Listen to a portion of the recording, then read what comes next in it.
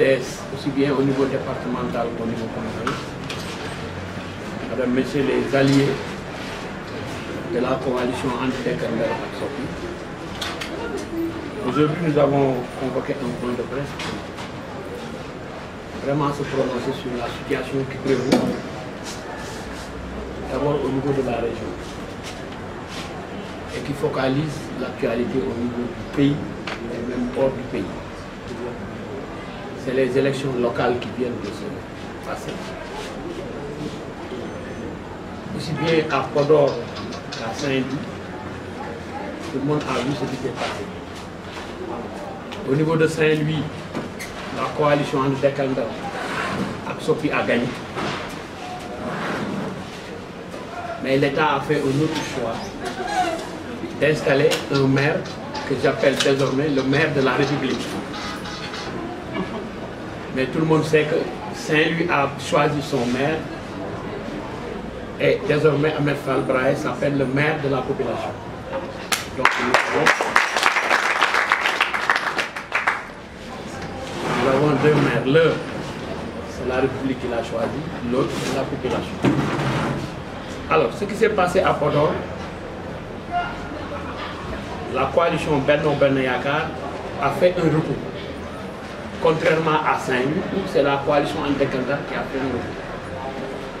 La Cour d'appel de Saint-Louis a accepté de traiter le recours de la coalition Benno Bokk Yaakaar, contrairement à Saint-Louis, où c'est anti-Dekandel Sopi qui a fait appel, son recours n'a pas été traité.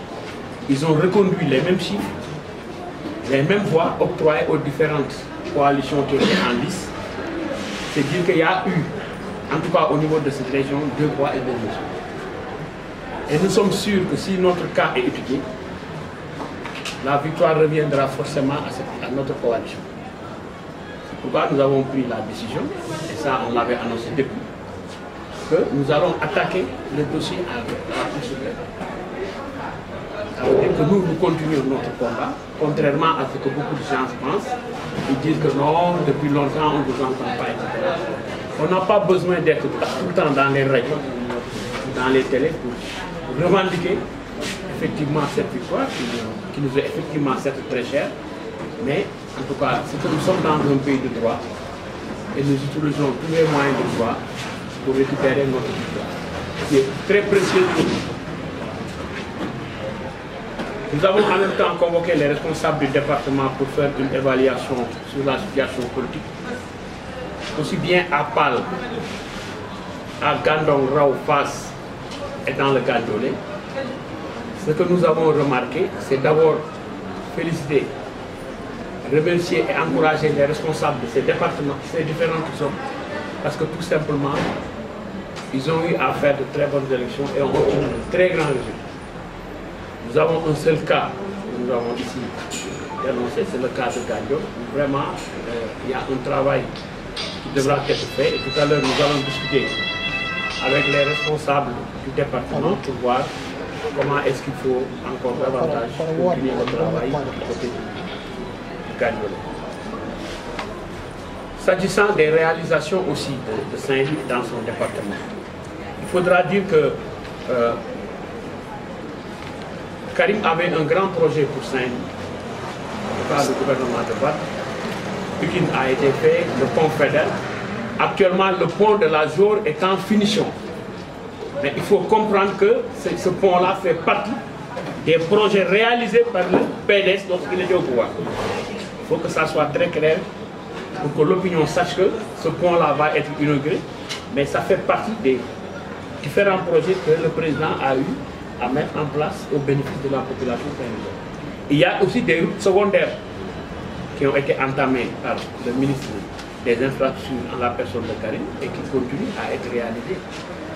Je crois que ça, il faudra de manière très claire préciser, faire cette précision pour que les Saint-Louisiens puissent savoir que c'est le PDS qui continue toujours de travailler pour le bien-être de la population.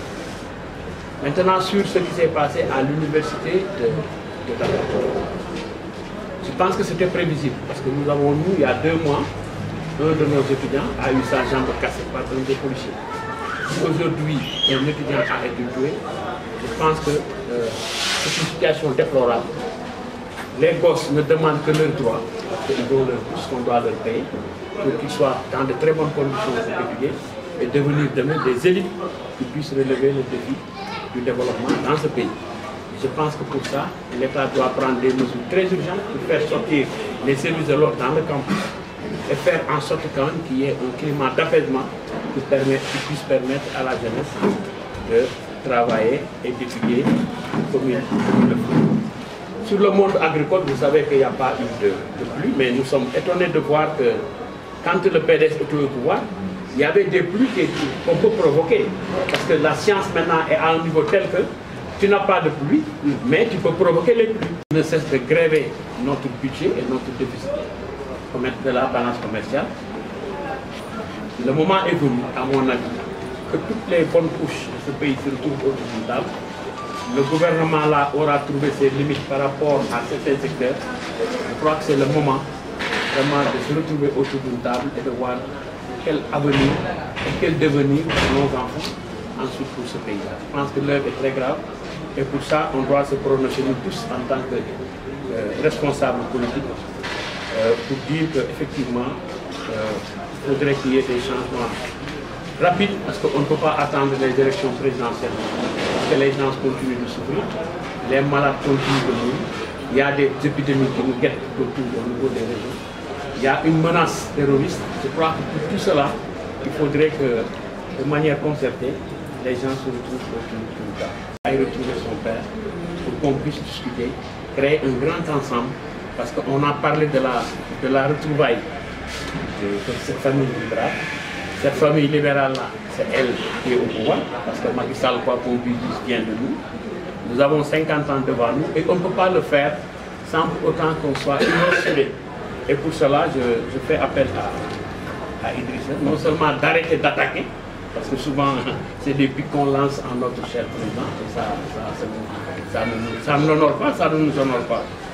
Et je pense que pour moi, est arrivé l'heure où toutes les forces vives de ce pays doivent se retrouver au niveau de l'essentiel. En tout cas, la position de Saint-Louis doit être très claire et on doit se prononcer là-dessus. Nous ne sommes pas d'accord pour un congrès parce qu'on ne peut pas aller à des élections présidentielles et se diviser. Parce que si on va à un congrès et qu'on choisit quelqu'un que notre leader n'aime pas, ce sera la fissure. Et que l'équipe mise en place est en train de bien travailler, cette équipe-là l'a prouvé lors des élections locales. Je crois qu'il faut maintenir cette cadence jusqu'aux élections présidentielles. Maintenant, pour la candidature de celui qui va représenter le parti, on peut opter, il y a des choix. Soit c'est des primaires, soit c'est des choix qui vont se faire après concertation de tous les leaders. Mais en tout cas, nous, à Saint-Louis, nous ne sommes pas d'accord pour qu'il y ait un congrès. Nous faisons confiance à l'équipe actuelle et pour cela, nous demandons à ce que tout le monde suive, qu'on soit regroupés, soudés, unis, pour que quand même en 2017, le PDS puisse revenir au pouvoir. En tant que républicain, recevoir une invitation officielle du président, parce que c'est le président qui vient, mais pas le chef de parti. Et comme on n'en a pas reçu, on considère que c'est une visite politique. Là. Merci. Ce ne sera pas la visite de Macky Sall qui va m'inquiéter. En tout cas, là-bas, c'est un patrimoine foncier, estampillé Ahmed Fall.